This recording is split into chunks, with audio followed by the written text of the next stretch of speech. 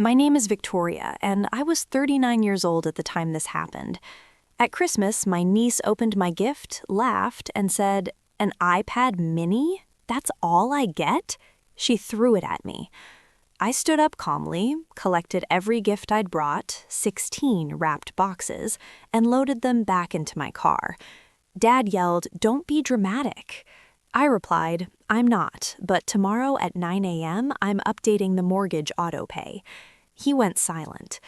That morning, I had been standing in my parents' living room with a mug of coffee that had already gone lukewarm in my hands when my niece tore open the wrapping paper, glanced at the box for barely a second, and let out a sharp laugh like I'd handed her something from a clearance bin. She held it up for the whole room to see. "An iPad mini," she announced loudly. "That's all I get?" Before I could even respond, she flung it toward me. It hit my chest and dropped into my lap. It didn't hurt physically, but it landed with enough force to make sure everyone understood the message.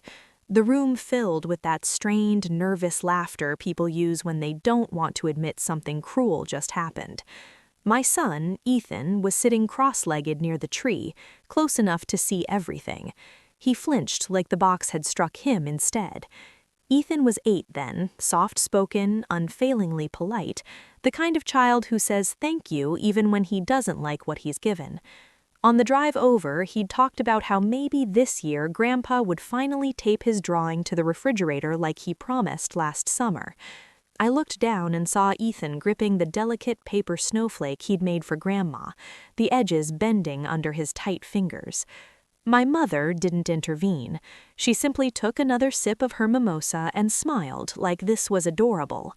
My sister Kara smirked openly, as if her daughter had delivered a clever punchline. My father leaned back in his recliner and shrugged. "She's just being honest," he said. My throat tightened, but I refused to give them the explosion they expected. I didn't shout, I didn't cry. I rose slowly, walked over to the pile of presents I had brought, 16 carefully wrapped boxes with names written neatly on each tag, and began picking them up one by one. The tape crackled as I lifted them. One of the bows slipped to the floor. Kara blinked at me, confused. "Victoria, what are you doing?" she asked.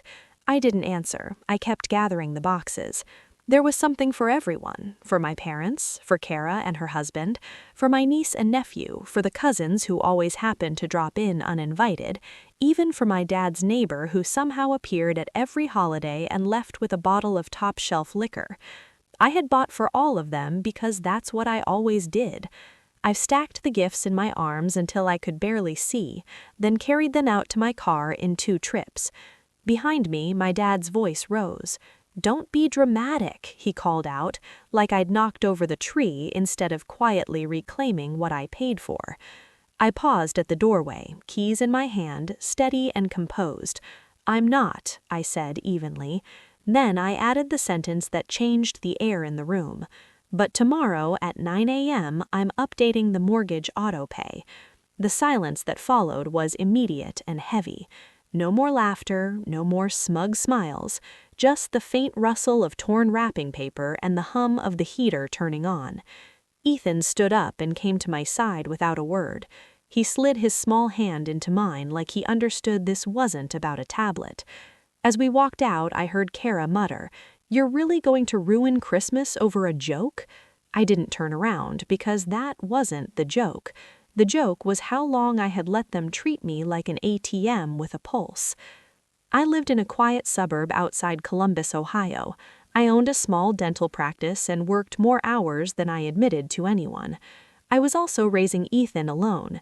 His father didn't leave in some dramatic storm. He faded slowly into "I can't do this anymore" and then disappeared. So it was just us. Homework at the kitchen table, Saturday pancakes, school concerts where I clapped louder than anyone because I knew I was the only parent cheering for him. In my family, I was considered the stable one. Stable meant reliable. Reliable meant financially dependable. Financially dependable meant wallet. It began subtly. My father retired early after an argument with his boss. He called it retirement, I called it pride.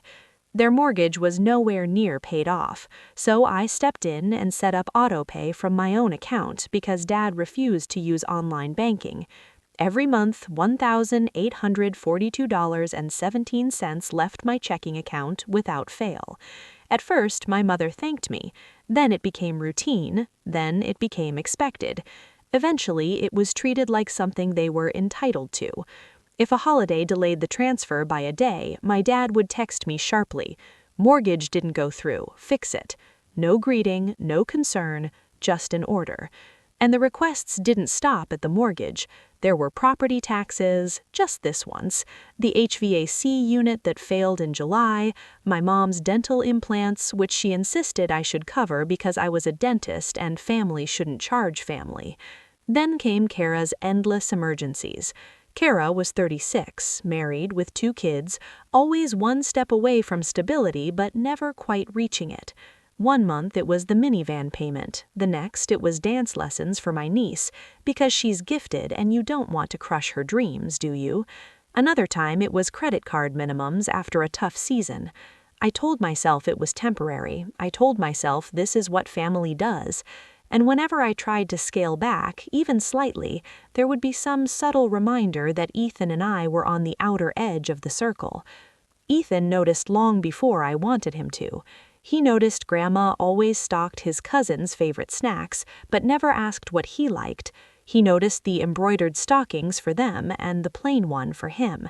He noticed how family photos placed him on the edge while Kara's kids stood front and center. He never complained, he just grew quieter. One Thanksgiving when he was 6, my mom served pie. My nephew got the largest slice. My niece's piece had a perfect swirl of whipped cream. Ethan's slice was thin, the crust broken. He looked at it and whispered to me, "It's okay, Mom, I don't need much." No child should learn to minimize themselves to survive dinner.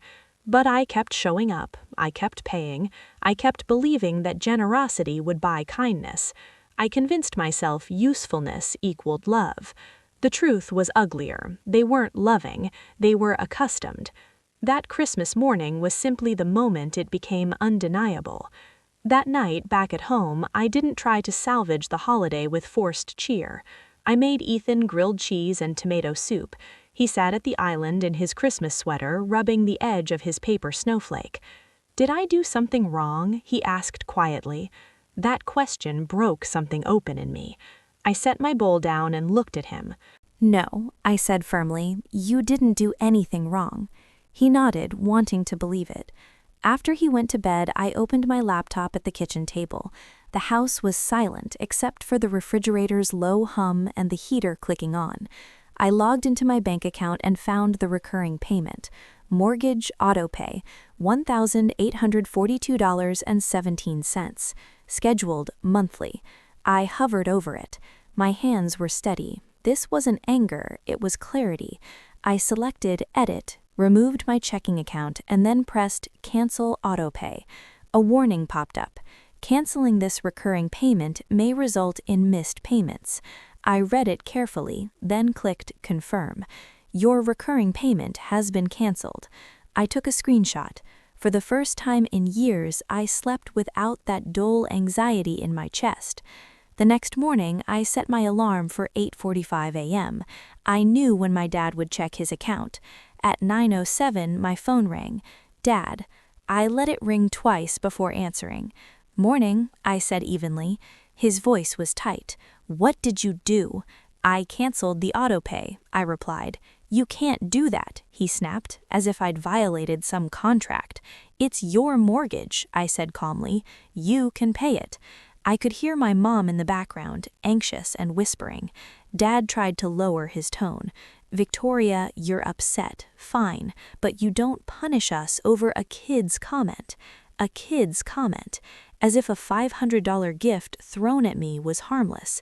As if Ethan shrinking into himself didn't matter. "It wasn't one comment," I said. "It's been years." He tried to interrupt. I kept going. "You don't get to treat my son like he's optional and still expect me to fund your life." He exhaled hard. "You're being dramatic."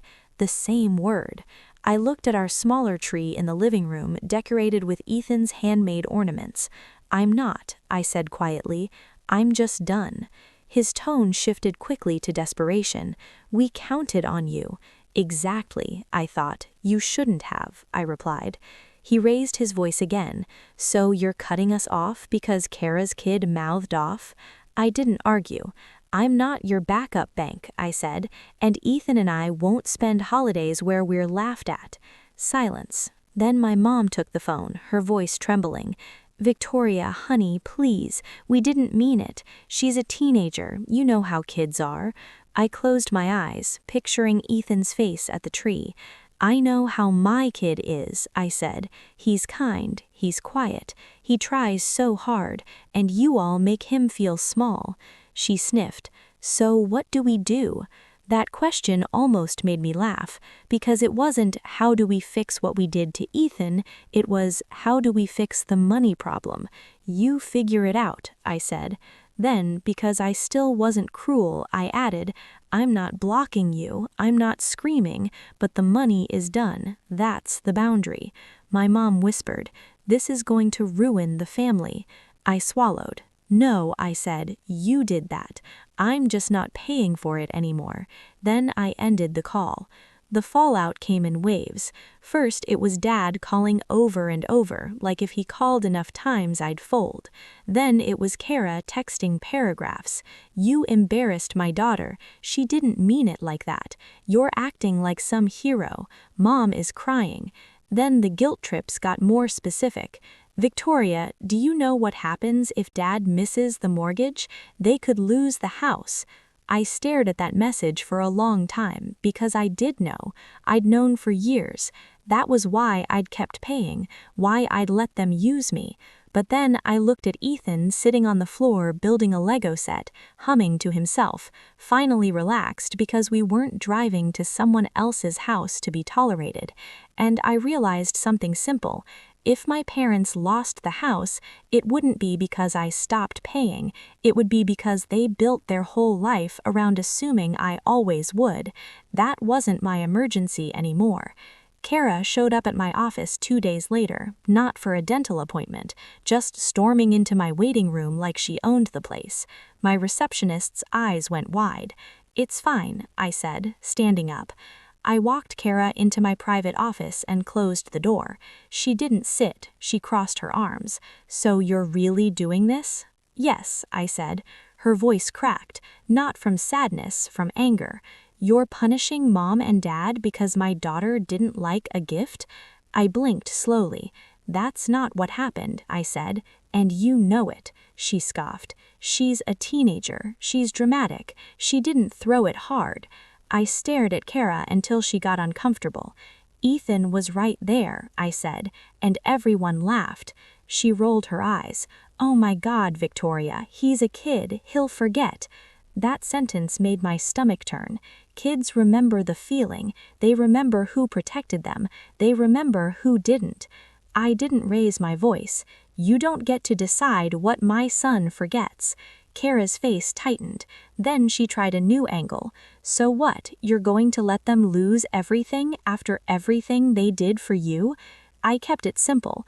"I've been doing a lot for them for years," I said, "and they've been taking it while treating Ethan like he's less."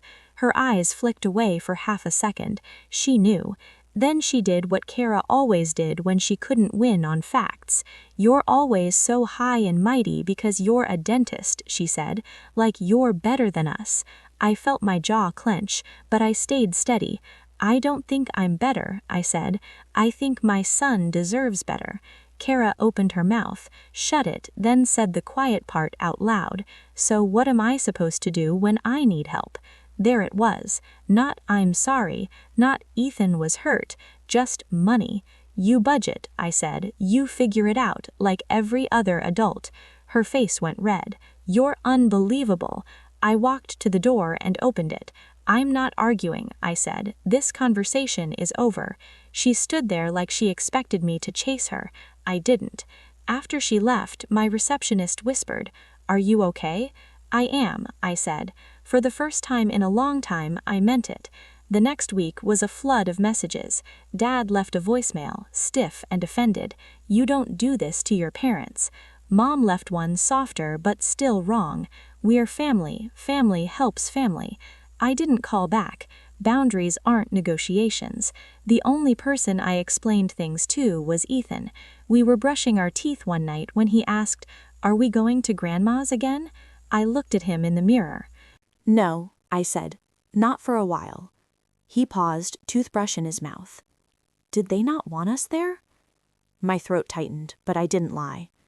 "Sometimes people don't know how to be kind," I said, "and I'm not going to put you in places that make you feel bad." He swallowed, then nodded. "Okay," he said. "Can we do Christmas at home next year with pancakes?" I smiled. "With pancakes?" I promised. In January, the consequences got real for them. Dad missed the first payment, not because he couldn't scrape together anything, because he thought I'd panicked and fix it. Instead, he got a late notice, then another, then he called again, his voice shaking with anger. "You're really going to let this happen? You're really going to let your own mortgage happen?" I corrected. He cursed under his breath. Then came the next level of manipulation. My aunt called to mediate. "Your parents are stressed," she said. "Your dad's blood pressure." "I'm not discussing their health as a bargaining chip," I said gently. She huffed. "You know they love you." "Love doesn't look like humiliating my kid and expecting me to keep funding them," I said. She went quiet. "So you're really cutting them off?" "Yes," I said. She sighed like I disappointed her. "I hope you can live with yourself." I looked at Ethan across the room, peaceful. "I can," I said. By spring, my parents refinanced, not because they wanted to, because they had to, and that's when the apologies started. They weren't real apologies. They were convenient ones. My mom showed up at my house one Saturday with a grocery store pie and watery eyes. Ethan was in the backyard tossing a tennis ball for our dog. She stood on my porch and said, "Can we talk?" I didn't invite her in. I stepped outside and closed the door behind me. She looked offended by that, like she was entitled to my living room. "I'm sorry about Christmas," she said quickly. "It got out of hand." "I waited," she added. "Your niece was rude." "Still waiting." Then she said, "We didn't mean to hurt Ethan." That was the closest she'd gotten to saying his name in weeks. I nodded once. "Okay." She blinked. "That's it? What do you want me to say?" "I want you to understand," I said, "but I don't think you do." Her eyes filled. "I want things to go back." "No," I said, "they can't." "Victoria, you're being so cold." "I'm being safe," I said, "for my son." Her mouth tightened. "So you're going to punish us forever?" "This isn't punishment," I said. "It's the consequence. You don't get access to Ethan if you treat him like an afterthought, and you don't get access to my money at all." She whispered, "Your father is heartbroken." I believed he was upset. I didn't believe he was heartbroken for the right reasons. "I won't find a family my kid isn't part of," I said. She stared at me for a long moment. Then she looked past me toward the backyard where Ethan was laughing because the dog had stolen his glove. For the first time, I saw something flicker across her face. Not a full apology, but something close to shame. "Can I at least say hi to him?" she asked. I thought about it. Then I said, "Not today." Her face crumpled, but I didn't feel guilty. I wasn't doing this to hurt her. I was doing it to protect Ethan from learning that love means accepting whatever scraps you're given. She left the pie on the porch anyway.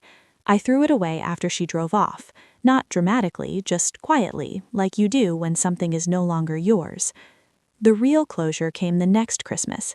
It was just me and Ethan. We stayed home, we made pancakes, we put up our little lopsided tree, and hung every paper ornament Ethan had ever made, including the one he'd brought to my parents' house the year before. He taped a new drawing to our fridge. It was our house this time, just the two of us, a dog, a tree, and a big speech bubble that said, "Merry Christmas." No grandparents, no cousins, no forced smiles. Later that afternoon, my cousin Leah stopped by with her teenage son. She was the only person in my family who had texted after Christmas and said, I saw what happened. I'm sorry." She handed Ethan a small gift bag. Inside was a sketchbook and a set of colored pencils. His eyes lit up like someone had turned him back on. Leah looked at me and said softly, "You did the right thing." I didn't feel triumphant. I felt steady. That night, after Ethan went to bed, I sat in the living room with the tree lights glowing and my phone face down on the table. There were no missed calls, no guilt texts, just quiet. And in that quiet, I finally understood what I'd been buying all those years with my money. I'd been buying access. I'd been buying temporary peace. I'd been buying my way into rooms that didn't actually want us. So I stopped. And the funny thing was, once I stopped paying, the peace didn't disappear, it improved. Because for the first time, the peace was real. I walked into Ethan's room to check on him. He was asleep with his new sketchbook on the pillow beside him, like it was treasure. I pulled the blanket up over his shoulder and whispered the promise I should have made sooner. "You'll never have to earn your place with me." Then I turned off the light and closed the door behind me. Quiet, simple, done.